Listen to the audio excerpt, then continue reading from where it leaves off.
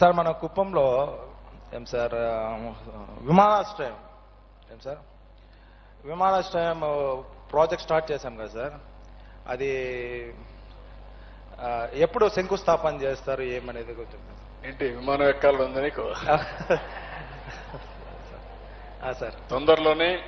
అలాగే పరిస్థితులు ఎలా ఉండబోతున్నాయి సార్ ఇప్పుడు ప్రస్తుత పరిస్థితులు సార్? ప్రస్తుత పరిస్థితులు అంటే ఏంటి?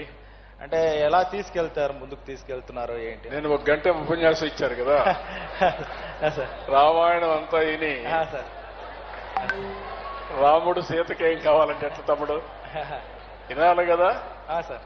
నేను చెప్పా కదా మొత్తం సార్ చెప్పాను, ఏం చేయబోతానో చెప్పాను, సార్ ఏం చేస్తానో చెప్పాను.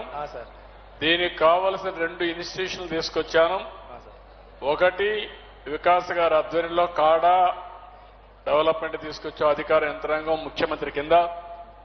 ఇంకో పక్కన ఎమ్మెల్యే కింద ఒక ఆర్గనైజేషన్ తీసుకొచ్చా, అది జననాయకుడు పోర్టల్. ఈ 2 కూడా అనుసంధానం చేసి మెరుగైన సేవలు మీకు అందిస్తాం. ఇక్కడ ఇవ్వండి, వారికి ఇవ్వండి. ఇక్కడ మైక్ నీకు ఇచ్చారా? ఓకే, మీరు మాట్లాడండి. మైక్ అది అవుతాను, ఇక్కడ ఇవ్వాలా, వారికి ఇవ్వాలా? సార్ నమస్తే సార్, కుప్పానికి స్వాగతం సార్. 2014లో మన స్టేట్ కుప్పంలో ఉన్నా, అదే మీకు స్వాగతం పలుకుతున్నాను సార్. Okay, carry on. 2014లో స్టేట్ ఇవ్వడిన తర్వాత ఒక ప్రశ్న మిమ్మల్ని దీంతో సమన్వయ కమిటీలో అడిగాను సార్. సార్ మనకి కుప్పంలో ఐఐటి ఒకటి కావాలన్నాను. అప్పుడు మీరు అన్నారు ఐఐటి కావాలంటే మనకి ఎయిర్పోర్ట్ అన్ని కావాలి కదా, ఎట్లా అంటే ఇస్తానని చెప్పారు సార్. ఇప్పుడు వస్తుంది, దయచేసి పెద్ద మనసుతో ఏం కాకుండా మా కుప్పానికి ఐఐటి కానీ. ఐఐటి అంటే ఏఐటి సార్? నెంబర్ ఆఫ్ ఉన్నాయి IIT. IIT government sir, IIT Indian institute of technology any cadre sir. ఇప్పుడు మాకు ఇక్కడ రాకపోవచ్చు, ఎందుకంటే లేనిపోని స్టేట్ కి ఒకటే ఇస్తారు, తిరుపతికి ఇచ్చారు. ఇప్పుడు అది రాకపోవచ్చు, ఊరికే లేనిపోని ఆశలు పెట్టుకోవద్దండి. ఇక్కడ టెక్నాలజీ ఇన్స్టిట్యూట్ ఏం చేయాలో చేద్దాం. అట్లీస్ట్ ఎన్ఐటీ అయినా కావాలి సార్, చూద్దాం. అందుకే నేను ఎడ్యుకేషన్ హబ్ గా తయారు చేయడానికి అందరితో అప్రోచ్ అవుతున్నా. ఏది వస్తే అది తీసుకొస్తా.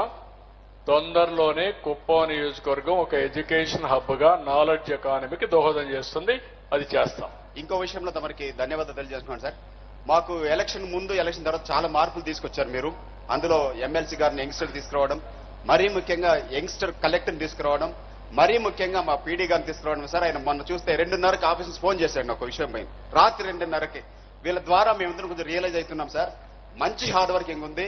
దయచేసి వాళ్ళని బాగా కంటిన్యూ చేసి ప్రాజెక్ట్స్ మొత్తం కంప్లీట్ అయ్యే వరకు వాళ్ళు ఇక్కడే పెట్టి పని చేయించాలని ఒకటి. రెండవది సార్, కేంద్రీయ విద్యాలయం మనకు వస్తుందని అనౌన్స్ చేశారు సార్. కలెక్టర్స్ గారు ఇక్కడ వచ్చి అందరినీ, కలెక్టర్ గారు, పీడీ గారు, మా ముండత్తం సార్ని, ఎమ్మెల్సీ గారిని, మన మాజీ అందరినీ ఒక టీమ్ గా రెడీ చేసుకుని గ్రామ గ్రామం తిరిగాం సార్. ప్రాజెక్ట్ సబ్మిట్ చేశారు సార్. కానీ ఎందుకో ఈ అకాడమిక్ ఇయర్ లో రాలేదు సార్, పెద్ద మనసుతో. మూడో విషయం సార్, మళ్ళా చాలా అవకాశాలు వస్తాయి, మనం కూర్చో. హలో సార్, నేను కుప్పం బార్ అసోసియేషన్ సెక్రటరీ. నా పేరు ఉదయ్ కుమార్ సార్. 2018లో మేము మీకు కుప్పం బార్ తరపులో ఒక రిప్రజెంటేషన్ ఇచ్చినాం సార్. కుప్పం కోర్టు కాంప్లెక్స్ గురించి శిథిలావస్థలో ఉంది కోర్టు కాంప్లెక్స్. ఆ శిథిలావస్థ గురించి కోర్టు కాంప్లెక్స్ మీరు ప్లానింగ్ కూడా శాంక్షన్ చేయడానికి అప్రూవల్ కూడా ఇప్పుడు ఇచ్చారు. సాయిల్ టెస్ట్ కూడా అయింది. కానీ మన గవర్నమెంట్ 2018-19లో వచ్చిన ఎలక్షన్ లో రాలేనందువల్ల మా కోర్టు కాంప్లెక్స్ ప్రాజెక్ట్ నిలిచిపోయింది సార్. ఇప్పుడు కుప్పం ప్రాజెక్ట్ లో వర్షం వస్తే నీళ్లు కారి ఫైల్స్ అంతా కూడా నీళ్లలో తడిచిపోయి చాలా వరకు ఇబ్బంది ఉంది సార్. దాని గురించి ఎమ్మెల్సీ గారు కూడా నేను ఫోటో కూడా పంపించాను, వాట్సాప్ ఫోటో పంపించాను. కుప్పం కోర్ట్ కాంప్లెక్స్ గురించి చర్య తీసుకోవాలని కోరుతున్నాను సార్. ఓకే అండి, థ్యాంక్ యూ. అమ్మాయికి ఇవ్వండి. Hello sir. అమ్మాయికి ముందు అమ్మాయికి మైక్ కబ్జా చేయడం కరెక్ట్. నమస్తే సార్, నా పేరు రమ్య, శాంతిపురం గ్రామం సార్ మాది.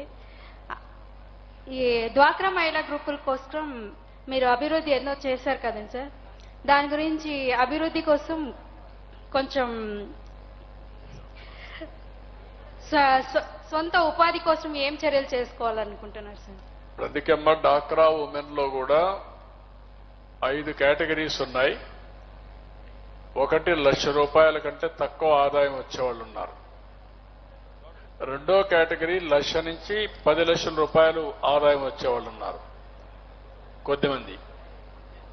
కొద్దిమంది 10 లక్షల పైన వచ్చే ఆదాయం వచ్చేవాళ్ళు ఎంఎస్ఎంఈ కింద ఉన్నారు. అంటే ఎంఎస్ఎంఈలో 3 రకాలు ఉన్నాయి. స్మాల్ ఇండస్ట్రీ, రెండోది micro industry, small industry, medium industry, 3 రకాలు ఉన్నాయి. 5 గ్రూపుల కింద క్రియేట్ చేసి ప్రతి ఒక్కరికి ఆర్థికంగా పైకి తీసుకురావడానికి ఏమేం చేయాలో చేస్తాం. ఇక్కడే అలీప్ అని ఒక ఆర్గనైజేషన్ వచ్చింది. అది ఉమెన్ కోసమే పనిచేస్తారు. నేను ముఖ్యమంత్రి అయినప్పుడు 95లో నేను దాన్ని ప్రారంభించాను. అవును సార్. బ్రహ్మాండంగా పనిచేస్తున్నారు. ఇప్పుడు ల్యాండ్ కూడా ఇచ్చాం. వాళ్ళు మీలాంటి వాళ్ళందరినీ నెట్వర్క్ చేసి దేశంలో విదేశాల్లో ఉండే బెస్ట్ ప్రాక్టీస్ అన్ని తీసుకొచ్చి మీ ద్వారా ఉత్పత్తి చేసి మార్కెటింగ్ చేస్తారు. అవును సార్. అది ఇప్పుడు స్టార్ట్ చేశారు. ఈరోజు ఫౌండేషన్ ఇస్తారు. మీరు దాంతో అసోసియేట్ కండి. ఆడవాళ్ళందరినీ ఆర్థికంగా పైకి తీసుకురావడానికి నేనే ముందు ఆ రోజు ప్రయత్నం చేశా. అవును. డాక్రా సంఘాలు నా బ్రెయిన్ చైల్డ్, అది నా మానస పుత్రిక. దాన్ని డెఫినెట్ గా చేస్తామని చెప్పి నేను మీకు తెలియజేసుకుంటూ, ఈరోజు ఏదైతే